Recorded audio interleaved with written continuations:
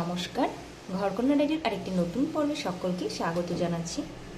তা আজকে আমি বাজারে প্রথম লাল শাক কিনে আনলাম বাজার থেকে। বাজারে প্রথমেই দেখলাম লাল শাকটা উঠেছে, আর এটা কিন্তু অরিজিনাল লাল শাক। বাজারে আজকাল লাল শাকের মধ্যে আরেকটা শাক পাওয়া যায়, বলে লাল শাক, কিন্তু সেটা লাল শাক না, এটা অরিজিনাল লাল শাক। তা দেখি প্রথম দিন লাল শাকটা খেয়ে কেমন লাগে। তা আমি লাল শাকটাকে সুন্দর মতো গোড়াটা ফেলে বেছে নিয়েছি, ভালো করে ধুয়ে নিয়েছি। এবারে কড়াইয়ে দিয়ে দেব।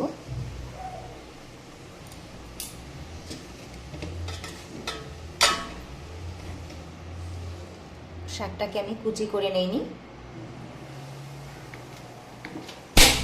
এইভাবে আস্তই দিয়েছি, একটু সিদ্ধ করে নেব।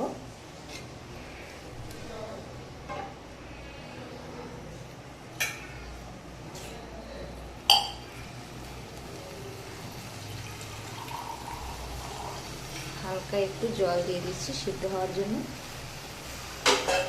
আর সরা দিয়ে ঢাকা দিয়ে দিচ্ছি। একটু লবণ দিয়ে দিই।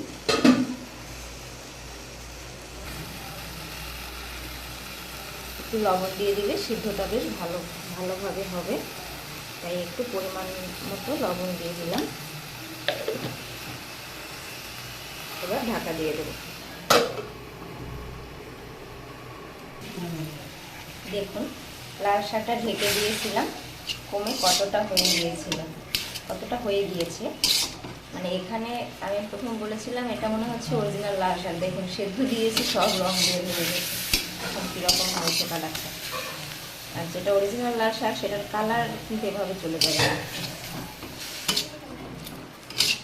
মনে হচ্ছে যেন রং দিয়ে তারপরে তৈরি করেছি, কীরকম অবস্থা।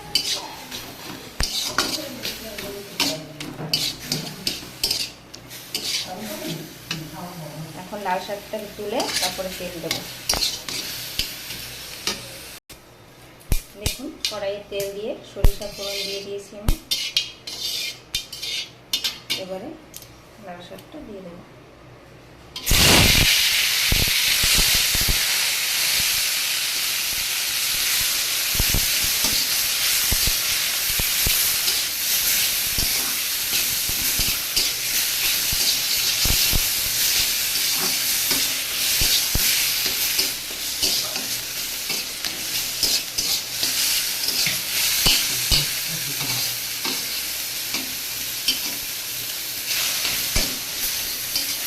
ভালো করে নেড়ে চেড়ে নিতে হবে, তাহলেই কিন্তু আমার লাল শাক রান্না কমপ্লিট। দেখুন আস্তে দিয়েছিলাম, কিন্তু চামচ খুন্তি দিয়ে নাড়ার কারণে একদম গলে গিয়েছে।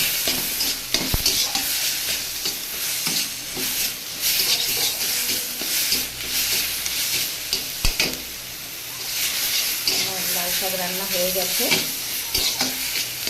আজকের ভিডিওটা এই পর্যন্তই। সকলে ভালো থাকবে, সুস্থ থাকবেন। আর যারা যারা কম ঝাল মশলায় রান্না খেতে পছন্দ করেন তাদেরই কেবল এই রান্নাগুলো ভালো লাগবে। অনেকেই এখন ঝাল খেতে পারে না, তারা শাক এরকম করে খাবেন, এটাও ভালো লাগে ঝাল ছাড়া।